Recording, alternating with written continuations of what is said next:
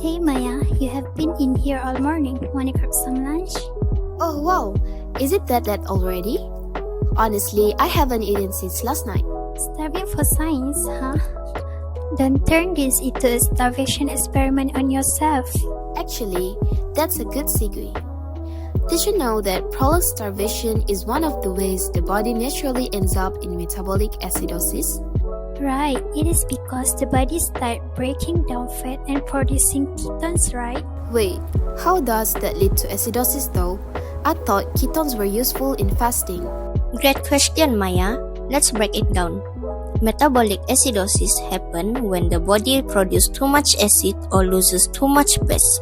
Either way, the pH of the blood drops. In starvation, insulin levels drop and glucagon rise.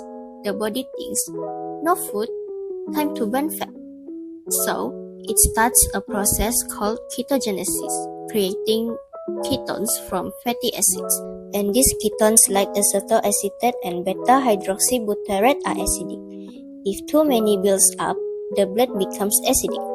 In starvation, it's usually mild and the body compensates, but it's still a form of metabolic acidosis. So, the body is kind of adapting but still taking a toll on itself? Exactly. It's like control fire hot, but contain. The body manages it until it can. But what happens in diabetic ketoacidosis? Isn't it the same ketones? Okay, let's zoom into what's happening inside the body during diabetic ketoacidosis. It all starts with one issue: no insulin. So, glucose is there but can't get into the cells? Exactly. Insulin is the key that unlocks the door for glucose to enter cells. In DKA, without insulin, the cells are starving even though there's plenty of glucose in the blood. And when cells starve, they send a signal. We need energy. The body listens and starts breaking down fat rapidly. Does fatty acid head to the liver, which convert them into acetyl-CoA through beta oxidation? Normally, acetyl-CoA would go into the Krebs cycles to make energy. But the Krebs cycle is overwhelmed or limited, partly because intermediates like oxaloacetate are being diverted to make glucose through gluconeogenesis. So, the extra acetyl-CoA gets turned into ketone bodies? Yes, mainly acetoacetate and then beta-hydroxybutyrate, which is more stable, and a bit of acetone, which you can sometimes smell on the breath. Let's put them side by side.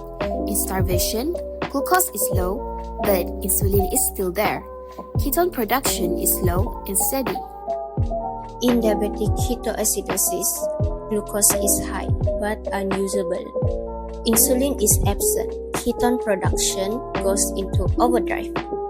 So, starvation is more like a planned power outage and DKA is a full-blown system failure. Perfect analogy. One is natural adaptation, the other is a dangerous medical emergency. Here's the kicker. These ketones are acidic.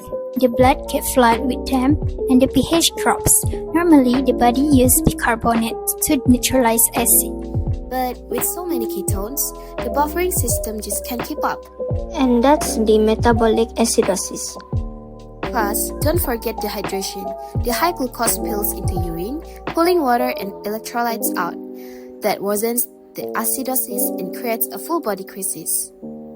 So, no insulin means no glucose inside cells. The body panics and burns fat. The liver makes ketone. Too many ketones make the blood acidic and the kidneys are trying to keep up, but they are overwhelmed too. Exactly. It's a perfect storm of fuel mismanagement, acid buildup, and fluid loss. That's why DKA can be deadly without treatment. But it's also fascinating how one hormone, insulin, is the linchpin of so many pathways. And how the body's backup system, like fat metabolism, can go from helpful in fasting to harmful in diabetes. So now we followed both paths from a missed lunch to a metabolic emergency. And it all comes back to the balance between glucose, fat, insulin, and acid. Right. Next time someone says, I'm starving. You know it's a lot more complicated than it sounds. That was a pretty good spontaneous lesson. Science over foods. I will never look at lunch the same way again. And now we know. Don't skip meals and appreciate your insulin.